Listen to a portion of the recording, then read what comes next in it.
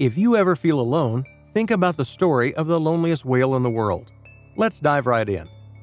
The identity of the loneliest whale in the world, specifically this species, is actually a mystery. The individual itself is incredibly elusive.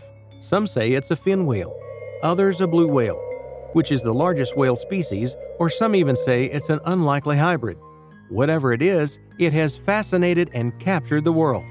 It has even captured famous actor Leonardo DiCaprio's attention, who is a producer on a documentary about it.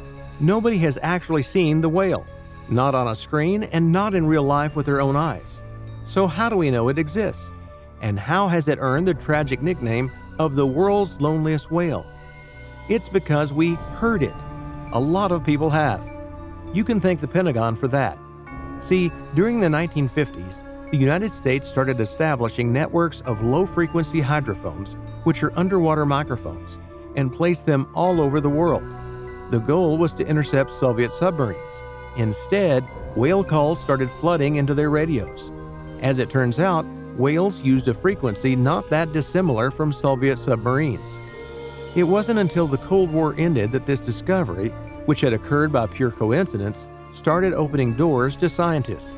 The military allowed scientific institutions to tune into their hydrophones.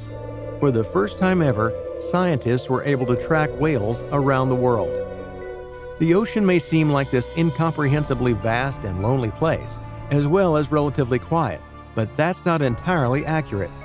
Holding dominion over the underwater world is sound. Whales, most famously of all, are known for their songs. Contrary to popular belief, whales aren't as solitary as you may think. Incredibly social creatures, they can travel in groups called pods. They use noise to socialize. The variety of noises they make includes clicks,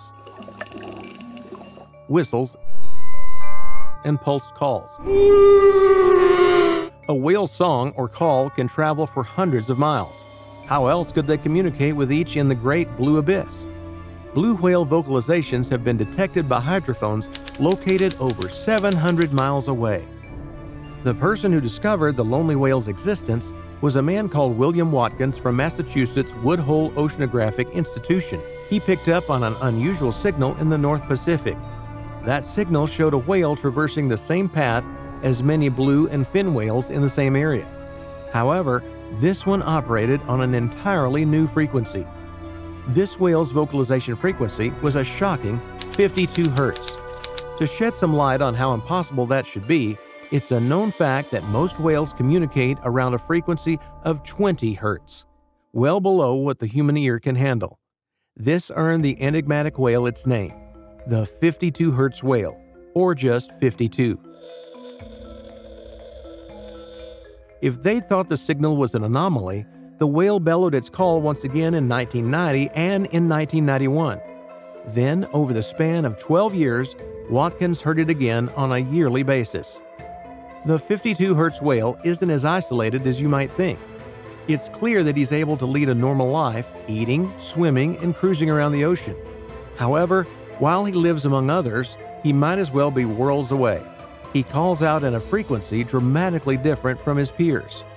If other whales do hear its vocalization, they'll interpret it as gibberish or as garbled noise. And no one can understand why. To humans, we can't hear whales communicating at a frequency of 20 hertz because it lies just below the normal threshold of what we can comprehend. 52 is different though. The higher frequency he uses is around the lowest note on a tuba. Even if he stood face to face with another whale, as the probability of running into another fellow whale isn't out of this realm, it would be like speaking in another language. Picture it. It's like standing in a room full of people and never feeling more alone. Perhaps that's why a lot of people relate to the 52 hertz whale. People who don't feel like they're part of any particular pack. 52 represents lonely people around the world.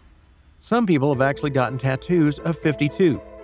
One thing is for sure, our perception of whales has for sure changed the olden days of Moby Dick. Instead of thinking about revenge plots, we're relating to whales and sympathizing with their situation.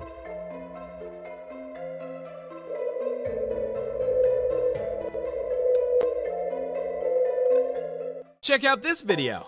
It's specially selected for you. You'll like it.